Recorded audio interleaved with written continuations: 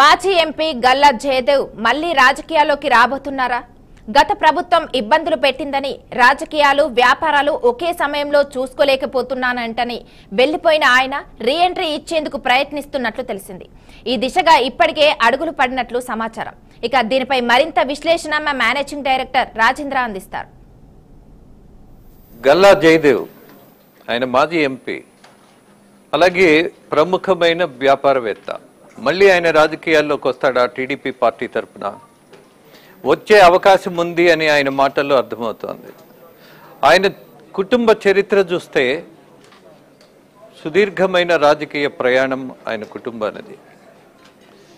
ఆయన తల్లి గల్లా అరుణ, ఆమె మాజీ మంత్రి వాళ్ళ, అలాగే ప్రధానమైనటువంటి నాయకులతో అలాగే సీఎంలతో కలిసి పనిచేసినటువంటి అనుభవం, దాంతోపాటు కొంత గౌరవాన్ని సంపాదించుకున్నటువంటి రాజకీయ నాయకురాలు.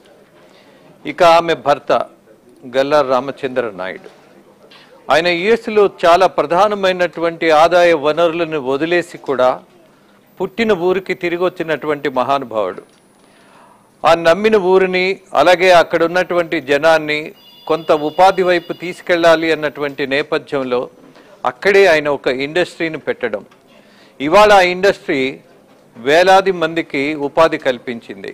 కానీ గత ప్రభుత్వం చూపించినటువంటి కక్ష వివక్షత లాంటి విధానాలతో ఒక చిన్న నోటీస్తోనే అంత పెద్ద ఇండస్ట్రీని అక్కడి నుంచి మార్చేయాలి అన్నటువంటి అభిప్రాయాన్ని గల్లా కుటుంబానికి కలిగించారు. అదే కారణంతో ఆయన తెలంగాణ వచ్చి ఇక్కడ ద బిగ్గెస్ట్ బ్యాటరీ ఇండస్ట్రీని అలాగే అడ్వాన్స్డ్ టెక్నాలజీ తోటి ఆయన తీసుకొచ్చిన ప్రాజెక్టు వందల మందికి ఇక్కడ ఉపాధి కల్పిస్తోంది. రాష్ట్రానికి ట్యాక్సెస్ ఆదాయంగా మారుతోంది. దాన్ని ఆంధ్రప్రదేశ్ కోల్పోయింది అన్నది వాస్తవం.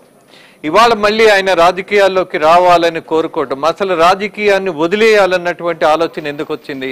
2023లో ఆయన చూసినటువంటి రాజకీయం అది కక్షపూరితంగా ఉంది, పరమ అసహ్యంగా ఉంది, బూతులతో కూడిందిగా రాజకీయం ఉండటం అనేది కొంత చదువుకున్న వాళ్ళకి, సంస్కారవంతులకి అలాంటి రాజకీయం నచ్చదు. వీళ్ళు ముందు సెట్ అవ్వరు. అదే కారణంతో నాకు కూడినటువంటి రాజకీయంలో నేను ఎందుకు ఉండాలి? రెండోది, ఒక ఇండస్ట్రియలిస్టుగా నేను ముందుకు వెళ్లాల్సిన దశలో ఇలాంటి కుచితమైనటువంటి రాజకీయాల్లో నేను ఎందుకు నలిగిపోవాలి అన్నటువంటి నిర్ణయమే ఆయన్ని మళ్ళీ ఎన్నికలలో పోటీ చేసే ఉద్దేశం లేదని ప్రకటించి ఆయన వెనక్కి వెళ్ళిపోయాడు. ఇక ఇవాళ ఉన్నటువంటి పరిస్థితుల్లో మళ్ళీ ఆయన రాజకీయాల్లో రాణించాలి, నిలబడాలి, ప్రజలకు సేవ చేయాలి. Not only like an industrialist, ఒక పొలిటీషియన్గా కూడా మళ్ళీ తను అనుకున్నవి కొన్ని చేయాలి అన్నటువంటి నిర్ణయం ఆయన ప్రకటిస్తున్నారు. ఇవాళ టీడీపీకి సంబంధించి, కూటమి ప్రభుత్వానికి సంబంధించి విద్యార్థికులు కొంత సాంప్రదాయం, కొంత సంస్కారం, కొన్ని పద్ధతులు ఉన్నటువంటి వాళ్ళు రాజకీయాల్లోకి వస్తే వాళ్ళకి మనుగడ ఉంటుంది, అలాగే జనానికి కొంత ప్రయోజనం ఉంటుంది. వీటిలన్నిటినీ ఆలోచించి మనం తీసుకునేటటువంటి నిర్ణయాలలో ఇలాంటి నాయకులను మనం ఆహ్వానిస్తే బాగుండు అని సహజంగా కొన్ని రాజకీయ పార్టీలు, ముఖ్యంగా టీడీపీ పార్టీ ముందు ఉంటుంది. గల్లా జయదేవ్ వెనక్కి వస్తాను అనంటే ఆయన బహుశా రాజ్యసభ మెంబర్గా వెళ్ళేటటువంటి అవకాశం ఉంటే అదే పరిస్థితిని రెడ్ కార్పెట్ వెల్కమ్ చెప్పి మరి ఆయన్ని రాజ్యసభకు పంపించే అవకాశం ఉంటుంది టీడీపీ పార్టీ నుంచి.